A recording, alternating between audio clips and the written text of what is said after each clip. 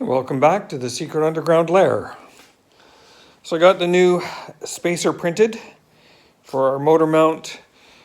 Got the cable or the belt positioned appropriately. Got the clamps put in place. Got the electronics hooked up so I can actually move the move that sled back and forth. Just give a little demo here.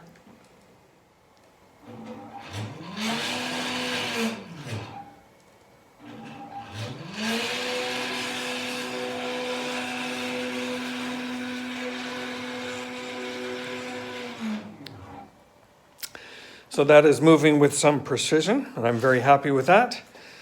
Next step is getting the X-axis to move. So I have taken off our threaded rod that's used for the work table sawmill, and I have attached this new bracket that's been printed, or well, set it on there. That new bracket will hold a belt. The belt clamps, similar mechanism to there, is now on here. There's a little captured nut in that slot, and the belt slides in that hole there. And with the bolt, it provides a way to tension the belt. So I can tighten up the bolt that pulls it in and tensions it. So I can do that on both ends of the belt.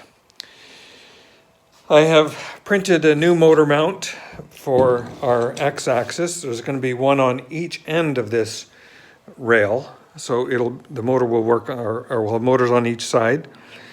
So a long bolt will go through, coming this way, through the motor, through this bracket, through a new plate that I'm going to put in here. And that'll hold the motor in place. We've got some pulleys here. The notion being the belt will come along this direction, around that pulley, around the motor, around that pulley, and down. So here is our belt now mounted in the bracket. I've got a little bolt with a washer here that I can use to tighten up and apply tension to the belt.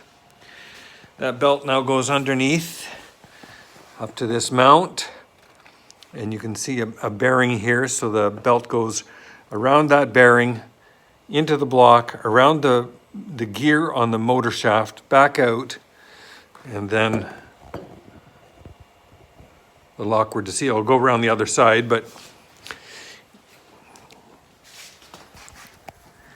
comes out of this pulley here on this side, down length of the bed into another little block here. Got a bolt on the back side of this to apply tension here so I can tighten this guy up.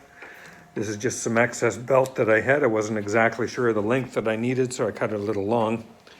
And I could probably apply a little bit more tension on that side, but that is the one side of the X-rail mechanism. So I'm going to wire up the motor here.